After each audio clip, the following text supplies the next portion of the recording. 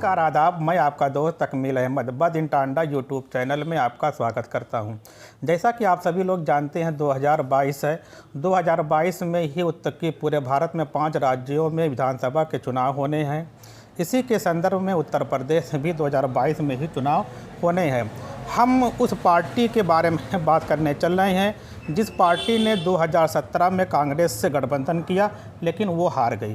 फिर समाजवादी पार्टी ने 2019 में बसपा से गठबंधन किया। बहुत अच्छी परिस्थितियां नहीं थी, 80 में से कुछ ही सीटें इन लोगों ने जीत पाई। अब 2022 में समाजवादी ने एक तीसरी पार्टी से गठबंधन किया है जिसका नाम है आरएलडी, राष्ट्रीय लोकदल। अब देखना दिलचस्प है ये दोनों पार्टियां का गठबंधन किस तरीके से आगे बढ़ रहा है कि जो पूरे तरीके से पश्चिमी उत्तर प्रदेश से 2022 के विधानसभा के चुनाव की शुरुआत हो चुकी है। और यहाँ तक अभी मैं आज की दैनिक जागरण पढ़ रहा था, तो उसमें एक जगह लिखा गया है कि सपा और आरएलडी गठबंधन है, उन्होंने वहाँ का मुस्लिम बहुल क्षेत्र मुजफ्फरनगर से एक भी मुस्लिम को टिकट नहीं दिया है। यही परिस्थितियाँ उत्तर प्रदेश के अंबेडकर नगर में हुई है। तो उत्तर प्रदेश के अंबेडकर नगर में 5 विधानसभा है। 5 विधानसभा में से 4 विधानसभा से समाजवादी के आलम की हाईकमान ने दूसरी पार्टी से आए हुए नेताओं को टिकट दिया है। बात हम कर रहे हैं विधानसभा क्षेत्र 278 की, जहां से एक मुस्लिम बाहुल क्षेत्र है, बुनकर बाहुल क्षेत्र है। यहाँ से इस बार मुस्लिम को टिकट नहीं दिया है। तो हम इसी की पड़ताल करने हमारी टीम निकली हुई है कि इस समय जब मुस्लिम को टिकट नहीं दिया गया है तो मुस्लिम नेता क्या समझते हैं, क्या वो मुस्लिम की समाजवादी आरएलडी के गठबंधन के साथ रहेंगे कि वो कुछ और रास्ता अपनाएंगे। तो सब तो आपके सामने जर्रार साहब हैं जो पहले सबकी बीएसपी पार्टी में हुआ करते थे, लेकिन कुछ परिस्थितियां बदली हैं, अब ये समाजवादी पार्टी में आ चुके हैं। तो सबसे पहले हमारी टीम आपका हमारे चैनल में स्वागत करती है। आप ये बताइए कि सर जी, हमको ये बात करना है कि आप देख रहे हैं कि पूरा समीकरण एक मतलब कि 2 ध्रुव पे हो गया है, एक हिंदू और मुस्लिम के बारे में बात की। अभी समाजवादी और आरएलडी गठबंधन तथा बीजेपी के बारे में बात हो रही थी, लेकिन जो परिस्थितियां राम मूर्ति को टिकट देने के बाद 278 विधानसभा क्षेत्र में उत्पन्न हुई है, तो आप लोग क्या मानते हैं कि ये आपकी हाईकमान ने लाकर जो थोपा है, आप लोग उसको सही मानते हैं कि आप उसको गलत मानते हैं? नहीं, जो जनता में मैसेज गया है इसका, वो पैराशूट कैंडिडेट के रूप में गया है जी। चूँकि टांडा विधानसभा पारंपरिक मुस्लिम सीट रही है समाजवादी के लिए, और यहाँ पिछला जो इलेक्शन हुआ उसमें बहुत करीबी हार हुई है, इसमें मुस्लिम कैंडिडेट हारा है। और 5 विधानसभा में एक विधानसभा की यहाँ की जनता और पार्टी के नेता भी ये उम्मीद करते थे कि मुस्लिम कैंडिडेट ही लाया जाएगा। मगर क्या परिस्थितियाँ थी, क्या नहीं थी, मगर इस फैसले से हाईकमान के यहाँ की जनता, यहाँ का वोटर, खासकर मुस्लिम वोटर संतुष्ट नहीं है जी। तो वो क्या चाहता है कि मतलब राम मूर्ति के स्थान पर कि ओबीसी ही लाया जाए कि धर्म के आधार पर कोई अलग ओबीसी को लाया जाए? जो 2-3 जो 4 जो मुस्लिम कैंडिडेट थे, प्रत्याशी जो टिकट चाहते थे, अब उनका जो फीडबैक गया हो कि चुनाव जीतने की स्थिति में नहीं है, अब ये लगा कि ओबीसी या किसी नॉन मुस्लिम को टिकट दे करके हम ये सीट बचा सकते हैं। तो उसमें आपको जो जनता में बात हो रही है तो यही है कि 4 बार जिन्होंने नेतृत्व किया है विधानसभा टांडा का, माननीय लालजी वर्मा के लिए, अगर माननीय लालजी वर्मा का नाम आता ओबीसी की उसमें, तो उसका एक फ़ायदा ये था कि उन्होंने नेतृत्व किया है विधानसभा का, और उनका अपना एक कैडर भी यहाँ पे है, उनकी अपनी एक लॉबी है। तो जो विरोध आज पार्टी को झेलना पड़ रहा है राम मूर्ति वर्मा के टिकट मिलने के कारण, वो शायद लालजी वर्मा के टिकट मिलने से ये स्थिति उत्पन्न ना हो पाती। आपका कहने का समर्थन मिलता, लोग जनता का समर्थन मिलता उनको जो है। तो आपका कहने का मतलब है कि जो कटेरी से लालजी वर्मा साहब को मिला है, अगर वो उनको यहाँ टांडा से मिल गया होता, जो परिस्थितियाँ राम मूर्ति को लेकर उत्पन्न हुई हैं ये ना होती। कहने का मतलब ये है, ये तो क्लियर है कि उनका जो है जन समर्थन उनको मिलता, और ये स्थिति का सामना ना करना पड़ता आज। लेकिन मैं लगातार जब से कल से 30 तारीख से जब से फाइनल हुआ है, मैं टांडा के अनेक मोहल्लों में गया, कुछ गाँवों में गया। लोग में ये है कि हमको गलत है कि ये जो पार्टी जो फैसला किए हम उसको मान रहे हैं, लेकिन दबी ज़बान में कह रहे हैं कि कहीं ना कहीं इस क्षेत्र के ही किसी नागरिक को यहाँ पे टिकट देना चाहिए था। हम जो दूसरे विधानसभा से ला के हमको थोपा गया है, लोग अच्छा नहीं समझ रहे हैं। तो इस पे क्या कहना क्या है? नहीं, देखिए, पार्टी समाजवादी पार्टी पूरी तरह लोकतांत्रिक पार्टी है और हर ज़मीनी छोटे से छोटे कार्यकर्ता को अपने बात कहने का पूरा अधिकार है। तो हर कार्यकर्ता ये चाहता था कि हमारे लोकल का ही प्रत्याशी हो, जिससे हमें मिलने में, अपने नेता से मिलने में, अपने विधायक से मिलने में हमें आसानी हो, हर कोई चाहता है। तो वही बात टांडा में भी लागू है।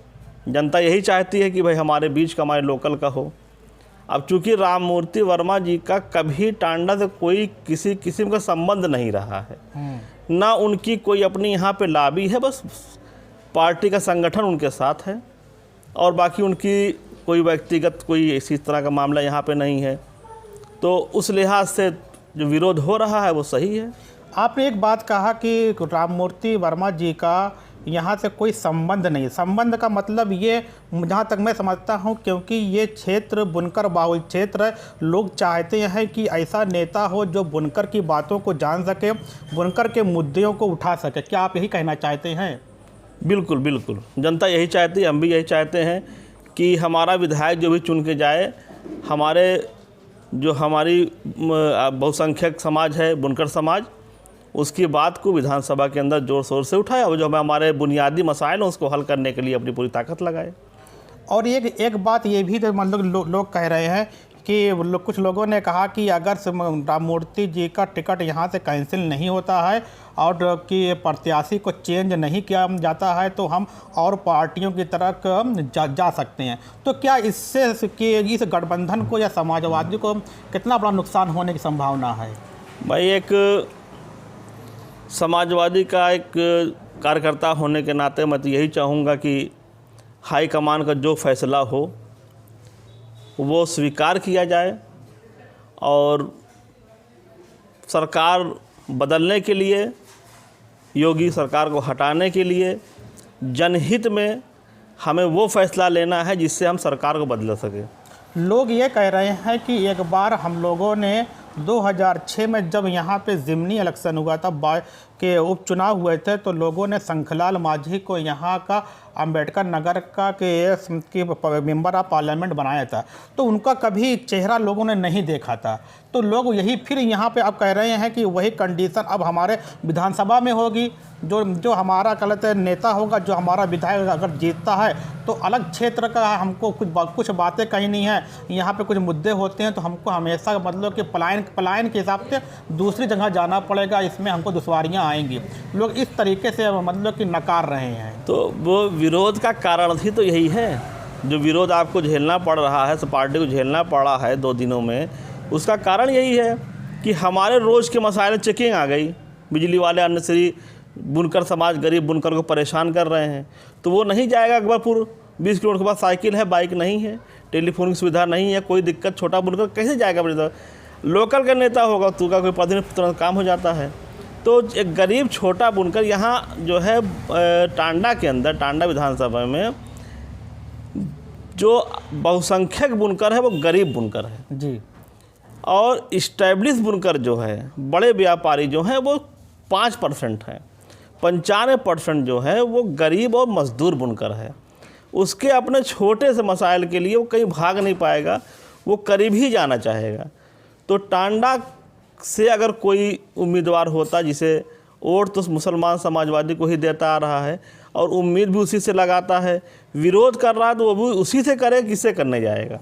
आज जो विरोध की स्थिति वो अपनेपन के नाते, क्योंकि बुनकर यहाँ का जो बुनियादी है वो पूरी तरह से भावनात्मक रूप से वो समाजवादी से ही जुड़ा हुआ है। ये पार्टी विरोध नहीं है, ये कैंडिडेट विरोध है। इसको लोग ये ना समझे कि पार्टी विरोध है। यहाँ टांडा में समाजवादी का विरोध नहीं है, विरोध है कैंडिडेट का और आला कमान तक ये बात पहुंच चुकी होगी। और मुझे पूरी उम्मीद है कि आला कमान विरोध को देखते हुए और बुनकरों के जनहित को देखते हुए, बुनकरों के मसाइल को देखते हुए कोई ऐसा नेता देगा जो बुनकरों की आवाज़ को विधानसभा में ढंग से उठा सके और इनके छोटे छोटे मसाइल को हल करने के लिए इनके बीच में मौजूद रहे। जनता यहाँ यही चाहती है। आपसे आखिरी सवाल ये है, आखिरी बात मैं कह रहा हूँ कि आप हमारे चैनल के माध्यम से इस 2022 के चुनाव में एक समाजवादी कार्यकर्ता की हैसियत से क्या कहना चाहेंगे लोगों से? सिर्फ यही लोगों से अपील करूंगा मैं कि ये जो दमनकारी जो सरकार हमें इस वक्त जो परिस्थितियां बनाई है, हम बेरोजगारी से झेल रहे हैं, हम व्यापार से झेल रहे हैं, हम शिक्षा व्यवस्था से तबाह हो रहे हैं, हमारे बच्चे स्कूल को तरस रहे हैं, हमारे गली मोहल्ले में जो हालात पैदा हो गए हैं, खुशहाली चेहरे पर नहीं दिख रही है। इस चीज़ों को हटाने के लिए, दूर करने के लिए इस वक्त जो मौजूदा 22 के हालात हैं वो माननीय अखिलेश यादव जी को मुख्यमंत्री बना करके ही हम इस मसले को हल कर सकते हैं। तो हमें वही फैसला लेना है। मैं आम जनता से भी यही अपील करूंगा कि माननीय अखिलेश यादव को मुख्यमंत्री बनाने के लिए ये दमनकारी और निजीकरण वाली सरकार को भगाने के लिए आपको समाजवादी पार्टी को वोट करना चाहिए और प्रदेश को खुशहाल बनाने के लिए हम सब एक साथ खड़े होकर के पार्टी के फैसले को मानते हुए समाजवादी पार्टी को वोट करें और इस दमनकारी सरकार को हटाने का काम करें। तो आप लोगों ने देखा कि आपके सामने हाजी जर्रार साहब थे, जो ये सामाजिक कार्यकर्ता भी हैं और समाजवादी पार्टी से भी अब ये लगे हुए हैं और समाजवादी के लिए काम भी करते हैं। अगर आपको हमारा ये टॉपिक बढ़िया लगा हो तो हमारे चैनल को सब्सक्राइब करें और बेल आइकन को प्रेस करें। आपको फिर मिलते हैं एक नए सेगमेंट में नए टॉपिक के साथ।